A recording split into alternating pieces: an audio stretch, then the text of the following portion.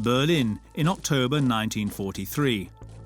Today, a new issue of the biggest Nazi propaganda magazine is being released. A newspaper translated into 25 languages, with 2.5 million copies published and distributed throughout occupied Europe. Signal.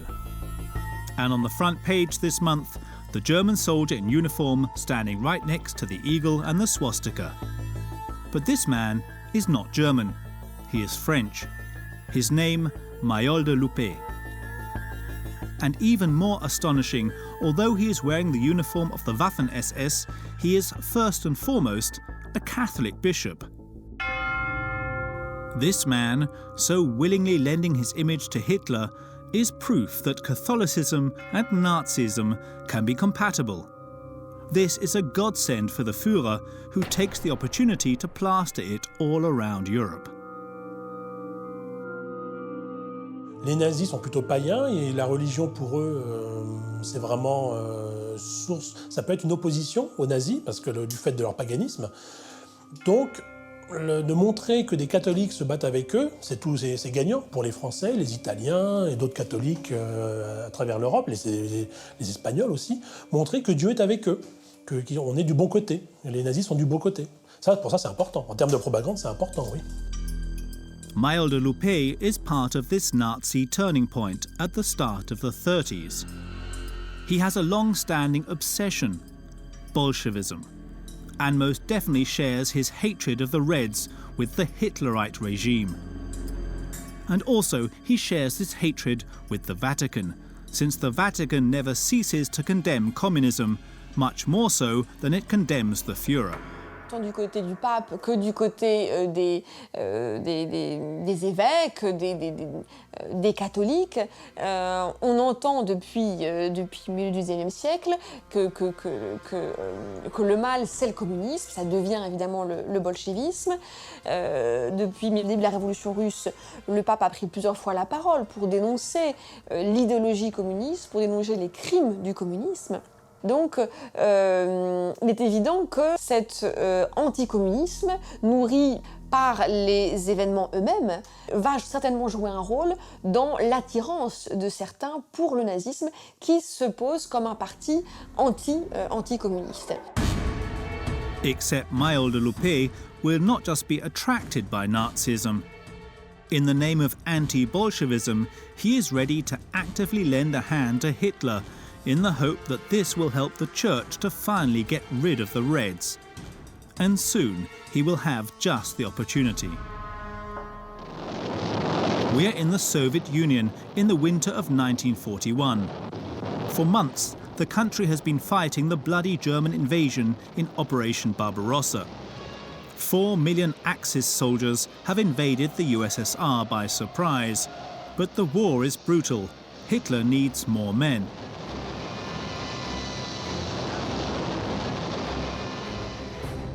He is recruiting from all over the occupied territories, but the French are unwilling. The Führer must find them a solution. L'intérêt de l'armée allemande, c'est que tout se passe bien. Et comme elle sait que pour des Français, être sous uniforme allemand, ça pose un problème quand même. C'est pour ça qu'ils embauchent Mayol de Loupé. C'est pour atténuer les problèmes et puis pour servir de recruteur aussi, de dire voilà, moi je suis prêtre, j'y vais en grand uniforme, pourquoi pas vous, ayez confiance en moi. Donc comme ce sont souvent des milieux catholiques et un peu réactionnaires, ils font confiance à monsieur le curé. The problem is that Mayol de Loupé needs the authorization of the Church. But apparently one of their bishops joining Hitler's side does not pose any problem. Not for Cardinal Suard, his superior in Paris, a close friend of Maréchal Pétain. He gives him his permission without batting an eyelid. Not even for the Vatican, who Mayol de Loupé contacts through Monseigneur Sibilia, a cardinal close to Pius XII. He sends him his authorization and even his blessing. In October 1941, Mayol de Loupé leaves for the front line, along with hundreds of French youth and Nazis. Their trains are covered in explicit slogans: "Death to the Jews," "Heil Hitler."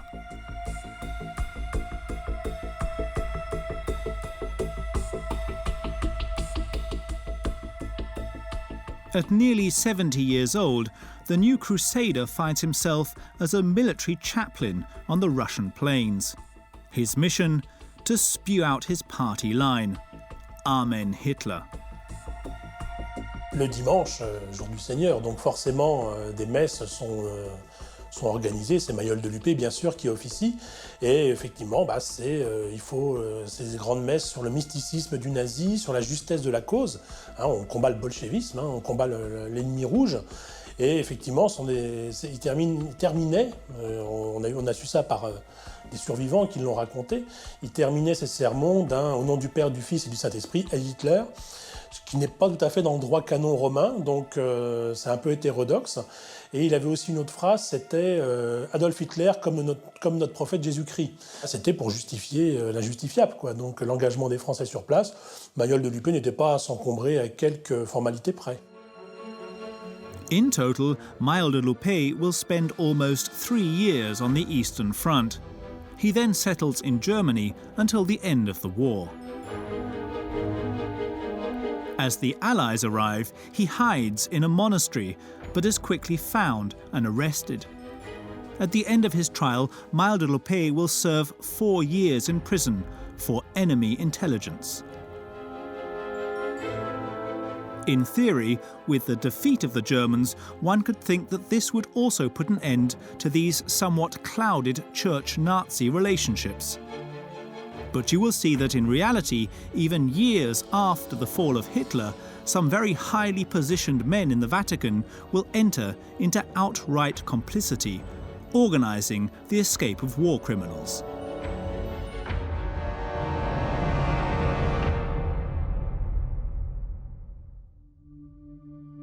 We return to Rome. The war is over. The Italians too have discovered the unbearable images of the millions of victims of the just liberated extermination camps. There is utter disbelief.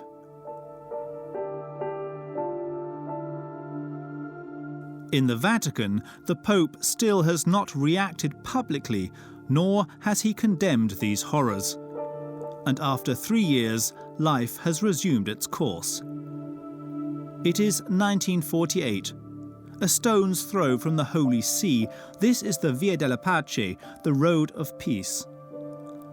We are at house number 20, at the headquarters of the German church, Santa Maria dell'Anima. Monsignor Alois Hudal lives here. He runs one of the branches of the Assistant Pontifical Commission, created at the end of the war to welcome refugees.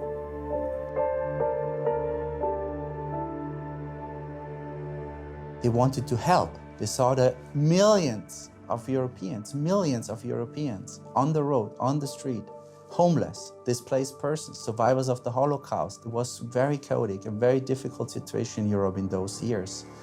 About more than 20 million people homeless and on the streets. It was a massive problem. And so the Catholic Church, the Vatican, the Pope himself realized we want to do something as well. We want to help these people. And so, on this day, Alois Hudal hears a knock at the door. It's a refugee coming to ask for aid. His name is Franz Stangl. But this man is by no means a refugee like the others. He has the blood of hundreds of thousands of Jews on his hands. His criminal career really started out when he was involved in the so-called euthanasia killings in Austria. And then he was transferred from a euthanasia killing center to Treblinka extermination camp in Nazi-occupied Poland, where he became the commandant of Treblinka. And in Treblinka, between 1942 and 1943, 1 million people were murdered. And he was one of the main perpetrators of this crime. After the war, Stangl is arrested and imprisoned in Austria. The law is preparing to judge him, and he knows he faces a heavy sentence. So he escapes in May 1948. And so begins his 1,000-kilometre journey, destination Rome. Stangl has heard that inside the Vatican there is a network that could help him flee Europe. They have even given him a contact, the famous Alois Hudal. He came to Rome and he knew he had to somehow find this Bishop Hudal. Yeah? He had no real idea where exactly he is, or he didn't even know the correct spelling of his name. And poor, coincidence, he ran into a former comrade, a former SS man that he knew in Rome on the bridge. And, asked, what are you doing here? What a coincidence. Yeah, I'm looking for Hudal. I'm on the way to Hudal. And the former SS man could describe him, could tell him how to find Hudal in the Santa Maria dell'Anima. In other words, at the Santa Maria dell'Anima church, Hudal not only helps the poor and destitute, he also deals with Nazi criminals and does so with full knowledge of the situation. Hudal savait. Hudal s'abrite aussi derrière son rôle de prélat, de prêtre allemand pour dire « mais moi, je ne peux pas faire le tri entre les bons et les mauvais, il faut que je les aide, ils viennent chez moi, ils me demandent de l'aide, donc je demande de l'aide ». He knew that Stangl was a mass murderer and a Holocaust perpetrator who killed hundreds of thousands of people. It should be said that the Bishop Hudal is also an admirer of the Nazi regime. Hudal a toujours été pro-nazi, en tout cas un allié des nazis. Il a toujours pensé qu'il faisait le lien entre les nazis et les chrétiens allemands. Alors il s'abrite derrière cette bonne volonté-là pour cacher ce qui était en réalité de la complicité avec des criminels de guerre. Hudal's speciality is supplying passports for war criminals so that they can get out of Europe. And Stangl is in great need of this service. It is in the name of the Vatican and with the help of the Holy See that Hudal will proceed. This here is proof of the document that was procured for him. It is a letter written by the Pontifical Commission with the Vatican coat of arms as a header. It is dated the 17th of August 1948. He is asked to kindly deliver the passport to the following person, Stangl. The request is addressed to the International Red Cross. At the time, Europe is in such chaos that it is the Red Cross who is entrusted with the task of providing passports to refugees who wish to emigrate. But to ensure success, what could be better than a letter like this, with the guarantee of the Vatican? We know from witnesses, from former officials of the Red Cross in Rome, that priests and Hudal himself asked personally, or went there himself, to ask for travel documents from the Red Cross for a number of people that he wants to help. And of course, in those cases, the officials could not say no. How could they refuse the application of a bishop, of a Catholic bishop in Rome? That's impossible. The result, a few weeks later, Hudal hands Franz Stangl his passport. It is his guarantee that he will be able to escape justice. However, this war criminal doesn't celebrate, because he was bothered by one small detail. The papers were not really issued under a false name. They are issued for a certain Paul Stangl. So the middle name was turned into the first name. Stangl protested. He told the bishop, you made a mistake. Somebody made a mistake. Maybe the Red Cross or you, because my name is not Paul Stangl, my name is Franz Stangl. And Bishop Hudal told him, don't worry, it's better to let sleeping dogs lie, because you realize you're wanted as a war criminal. It's better to be Paul Stangl than Franz Stangl, because they're looking for Franz Stangl. But they would not find him, as the former Nazi left Europe and headed to Syria to start a new life. He would not be found for another 20 years in Brazil, and there he will finally be condemned to lifetime in prison. But Hudal did not just help one war criminal. Numerous others also passed through this Vatican network. Amongst them, the most wanted in Europe, such as Adolf Eichmann, the lead organizer of the death camps; Dr. Mengele, the head doctor of Auschwitz, and Klaus Barbie, the butcher of Lyon. Was Pope Pius XII aware of his bishop's schemes? Impossible to know, as the Vatican refuses even today to declassify their records. On the other hand, one report is unequivocal. It is dated back to 1947 and comes from the American Secret Service. Its author, Vincent LaVista. He did a very good job. He looked into all these structures. He figured out how these people come to Italy over the mountains, to Tyrol very often, on the Austrian-Italian border, and then how they stayed in monasteries, how some of them had contacts to former Nazis there or former fascists there, and then how they get to Genoa or to Rome. And what he discovered was that at the heart of the Vatican, there were numerous members suspected of being involved in the escape of war criminals. 22 in total, many of them bishops. And in very first place is written Monsignor Houdal. His address and even his telephone number are given. Again, it is impossible to know for sure that Pius had any knowledge of this report, but according to experts, it is almost certain.